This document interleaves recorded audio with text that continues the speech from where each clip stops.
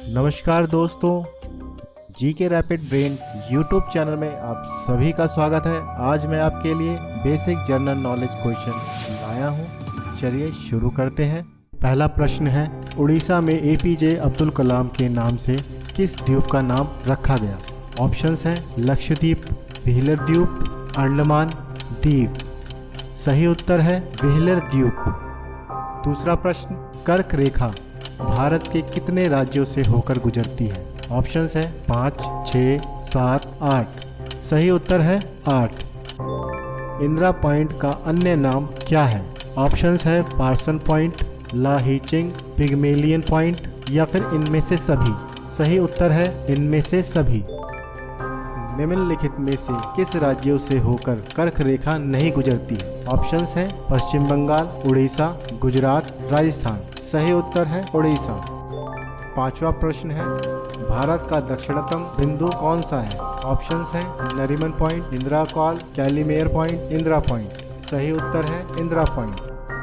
छठा प्रश्न है, भारत का कौन सा भू आकृतिक विभाग प्राचीनतम है? ऑप्शंस हैं प्रायद्वीपीय पठार, समुद्र तटीय मैदान, उत्तरी पर्वतीय प्रदेश, गंगा ब्रह्मपुत्र का मैदान। सही उत्तर है प्रायद्वीपीय पठार। अब आपके सामने सातवां प्रश्न है, आगरा नगर की स्थापना किसने की? ऑप्शंस हैं इब्राहिम लोदी, फिरोज शाह तुगलक, मोहम्मद बिन तुगलक, सिकंदर लोदी। सही उत्तर है सिकंदर लोदी। आठवां प्रश्न है, पंचमहल कहाँ अवस्थित है? ऑप्शंस हैं फतेहपुर सीकरी, आगरा, दिल्ली, लाहौर। सही उत्तर है फतेहपुर सीकरी। नौवां प्रश्न है, वायुमंडलीय ओजोन का अधिकांश भाग वायुमंडल के किस परत में पाया जाता है? ऑप्शंस हैं क्षोभ मंडल, समताप मंडल, ब्रह वायुमंडल, मीसोस्फीयर। सही उत्तर है स्ट्रेटोस्फीयर। इसकी व्याख्या यह है, ओजोन समताप मंडल में पाया जाता है। 10वां प्रश्न है, बैथोलिट किस प्रकार का है? ऑप्शंस हैं द्वितीयक प्रदूषक, घाटी, सागर की लहरें, आग्नेय चट्टान। सही उत्तर है आग्नेय चट्टान। इसकी व्याख्या यह है, बैथोलिट अंतर्वर्धी आग्नेय चट्टान जिसे प्लूटोनिक चट्टान भी कहा जाता है, जिसका क्षेत्रफल 100 किलोमीटर 40 वर्ग मील से अधिक है, जो गहराई में ठंडे मैग्मा से बनता है। 11वां प्रश्न है, भारत में सर्वश्रेष्ठ में से एक माना जाने वाला टेमी चाय बागान किस राज्य का एकमात्र चाय बागान है? ऑप्शंस है पश्चिम बंगाल, सिक्किम, असम, उड़ीसा। सही उत्तर है सिक्किम। इसकी व्याख्या यह है, टेमी में टेमी चाय बागान सिक्किम सरकार द्वारा 1969 में स्थापित पूर्वोत्तर भारतीय राज्य सिक्किम में दक्षिण सिक्किम में स्थित है। यह सिक्किम का एकमात्र चाय बागान है और इसे भारत और दुनिया में सर्वश्रेष्ठ में से एक माना जाता है। उच्च गुणवत्ता वाली चाय का उत्पादन किया जाता है, जिसका अंतर्राष्ट्रीय बाजार में मांग है। ये बगीचा धीरे धीरे ढलान वाली पहाड़ी पर बना है। इस उद्यान में उत्पादित चाय का आंशिक रूप से व्यापार नाम टेमी टी के तहत विपणन भी किया जाता है। 12वां प्रश्न है, भारत में नीली क्रांति के जनक के रूप में किसे जाना जाता है? ऑप्शंस हैं वर्गीस कुरियन, सैम पित्रोदा, हीरालाल चौधरी, एम.एस. स्वामीनाथन। सही उत्तर है हीरालाल चौधरी। इसकी व्याख्या है, डॉक्टर हीरालाल चौधरी और डॉक्टर अरुण कृष्णन को नीली क्रांति के जनक के रूप में जाना जाता है। 13वां प्रश्न है, चिपको आंदोलन किससे संबंधित है? ऑप्शंस हैं सार्वजनिक जीवन में पारदर्शिता, वनीकरण, पेड़ों की कटाई को रोकना, सतत विकास। सही उत्तर है वन रोपण। इसकी व्याख्या है, चिपको आंदोलन एक वनोरोपण आंदोलन था।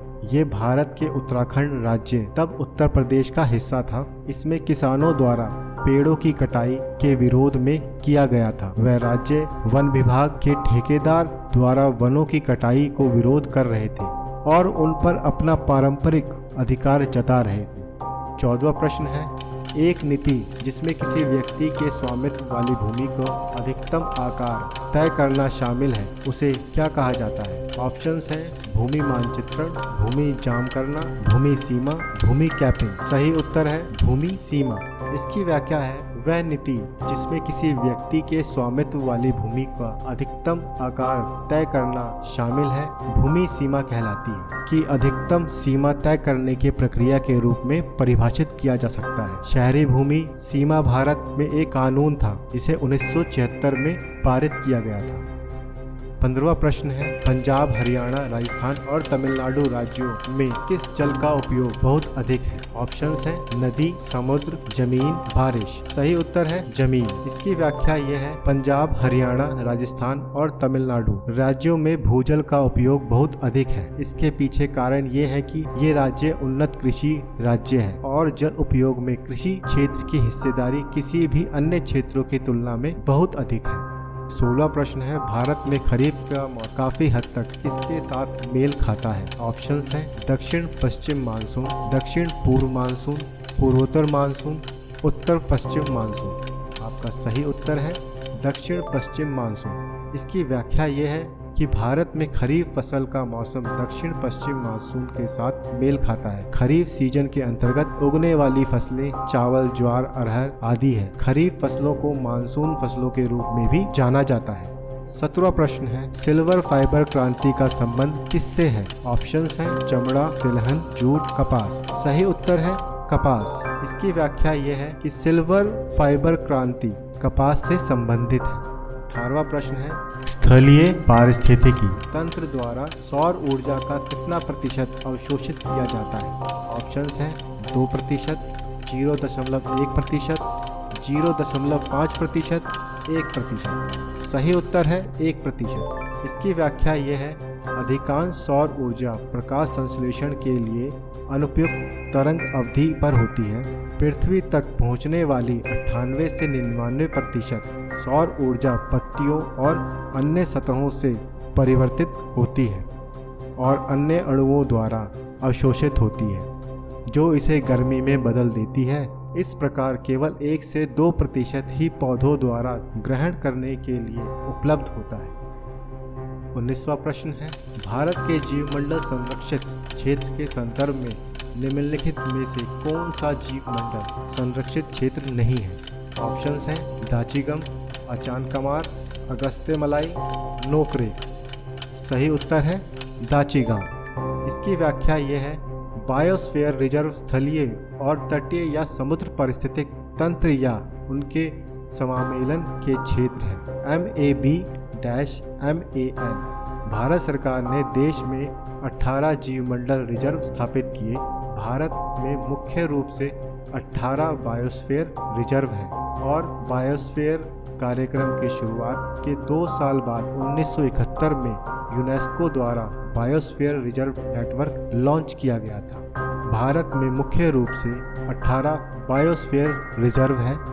Nilgiri biosphere reserve Tamil Nadu, Nanda Devi biosphere reserve Uttarakhand, Mannar की खाड़ी Tamil Nadu, Nokrek Meghalaya, Sundarban Paschim Bangal, Manas Assam, Similipal Orissa, Dihang Dibang Arunachal Pradesh, Pachmarhi biosphere reserve Madhya Pradesh, Achanakmar Amarkantak biosphere reserve Madhya Pradesh Chhattisgarh, Gujarat का महान रण गुजरात, शीत मरुस्थल Himachal Pradesh, Kanchenjunga Sikkim, Agasthyamalai biosphere reserve Kerala Tamil Nadu, great Nicobar Andaman और निकोबार द्वीप समूह, डिब्रू सिखोवा असम, शेषचलम पहाड़ियाँ आंध्र प्रदेश, पन्ना मध्य प्रदेश।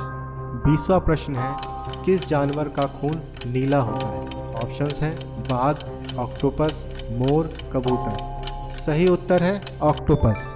इसकी व्याख्या यह है, ऑक्टोपस का खून नीले रंग का होता है। ऑक्टोपस के रक्त में तांबे की मात्रा बहुत ज़्यादा होती है, जिसके चलते इसका खून नीला हो जाता है। थैंक यू फ्रेंड्स, वीडियो देखने के लिए। अगर आपको कुछ भी अच्छा लगा हो तो सब्सक्राइब, लाइक, शेयर जरूर करें। अगर आपका कोई भी सजेशन हो तो प्लीज़ कमेंट करके जरूर बताएं, ताकि आपके लिए अच्छी से अच्छी वीडियो लेकर आएँ। मिलते हैं नेक्स्ट वीडियो में। जय हिंद।